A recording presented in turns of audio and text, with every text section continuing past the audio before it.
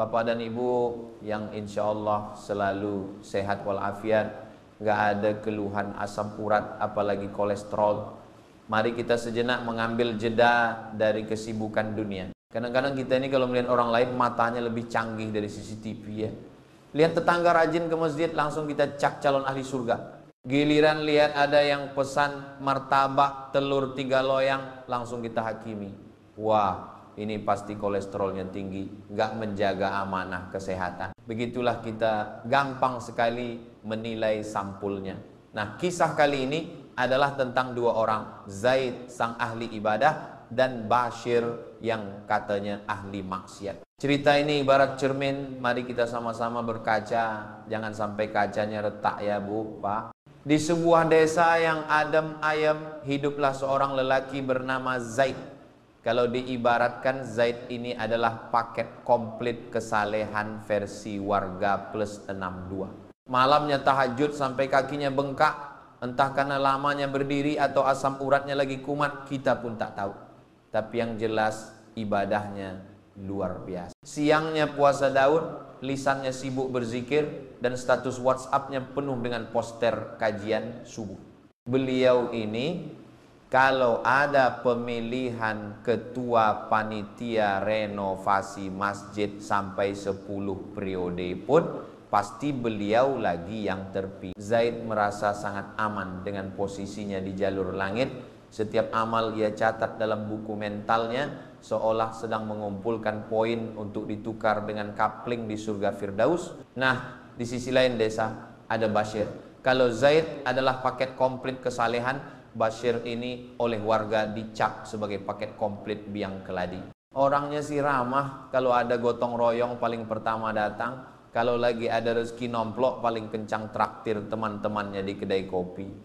Tapi ya itu, kedai kopinya buka sampai larut malam, isinya gelak tawa dan obrolan ngalor ngidul yang menurut Zaid 1 jam di situ bisa menghapus pahala puasa setahun. Setiap kali Zaid yang baru pulang dari masjid berpapasan dengan Bashir yang baru mau berangkat nongkrong, hatinya langsung berbisik. Bisikannya itu bukan doa, tapi lebih mirip update status iman. Alhamdulillah. Batin Zaid sambil mengelus dada. Terima kasih ya Allah, iman hamba masih setebal kamus besar bahasa Indonesia, tidak setipis tisu dibagi 2 seperti si Bashir ini. Zaid tidak pernah tahu bahwa paket komplit biang keladi itu punya sisi lain yang tak pernah terdaftar di radar penghakimannya. Ia tak tahu kalau Bashir sudah sampai di rumah setelah semua teman-temannya pulang, ia akan duduk sendirian di ruang tamu yang gelap, bukan untuk nonton bola tapi untuk merenung. Di keheningan malam saat Zaid sedang khusyuk dalam ibadahnya, Bashir seringkali mengambil air wudhu dengan sembunyi-sembunyi. Di atas sajadah tuanya ia bersujud. Sujudnya orang yang merasa tak punya apa-apa. Ya Rob, bisik Bashir, suaranya serak menahan tangis. Badan ini rasanya remuk, dipakai buat maksiat terus. Malu saya ya Allah. Orang seperti Zaid sujudnya mempersembahkan pahala. Saya sujud cuma bisa bawa daftar dosa. Tapi kalau bukan sama engkau, saya harus mengadu ke siapa lagi?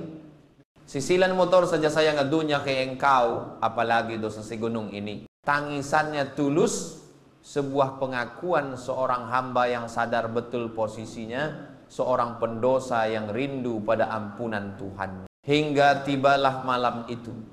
Malam di mana kesombongan dan penyesalan beradu muka. Zaid baru saja menyelesaikan wirid panjangnya.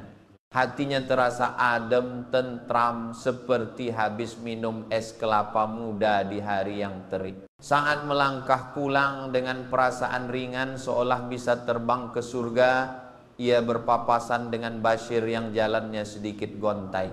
Mungkin karena dosis kesuciannya sedang tinggi-tingginya, Zaid merasa terpanggil untuk memberikan ceramah kilat.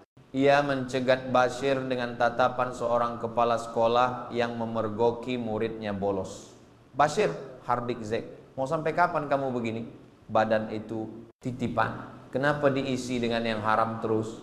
Apa kamu tidak takut nanti di akhirat ditanya malaikat, selama hidup kopinya habis berapa gelas. Bashir hanya menunduk bau kopi dan penyesalan bercampur di napas. Melihat Bashir yang tak berkutik, Zaid merasa di atas angin. Dia merasa inilah momennya untuk memberikan pukulan telak, sebuah khutbah penutup yang akan menyelamatkan atau lebih tepatnya menghakimi Bashir. Maka keluarlah dari lisannya kalimat pamungkas. Dengar ya, kata Zaid sambil menunjuk. Demi Allah, orang model kamu ini tidak akan pernah diampuni oleh Tuhan. Jeder, seolah ada petir menyambar di malam yang tenang. Zaid merasa puas, seolah baru saja mencetak gol di menit terakhir. Ia pulang ke rumahnya malam itu dengan perasaan menang, merasa telah menjalankan tugasnya sebagai hamba yang soleh. Ia tidak sadar kalimat itu bukan gol kemenangan, melainkan sebuah kartu merah langsung dari wasit langit. Ia sudah terlalu lancang mengambil alih pekerjaan yang hanya menjadi hak prerogatif Allah Subhanahu wa ta'ala. Nah, disinilah letak pelajaran yang paling penting dan harus kita garis bawahi, Bapak dan Ibu. Kisah ini bukanlah untuk membuat kita jadi malas beribadah atau meremehkan maksiat. Tentu tidak. Ibadah Zaid itu pada dasarnya luar biasa. Tapi justru ini adalah pengingat keras bagi kita yang sudah merasa aman dan nyaman dengan ibadahnya. Dalam sebuah riwayat hadis qudsi yang sampai kepada kita, dikisahkan ada kejadian yang persis seperti ini pada zaman Bani Israel. Seorang ahli ibadah dengan kesombongan di dadanya menunjuk seorang pendosa dan bersumpah bahwa Allah tidak akan mengampuninya. Maka apa jawaban Allah, sang pemilik ampunan yang rahmatnya seluas langit dan bumi? Allah Subhanahu wa ta'ala berfirman dengan kemurkaannya, siapakah dia yang begitu lancang bersumpah atas namaku, seolah-olah bisa mengatur siapa yang aku ampuni dan siapa yang tidak.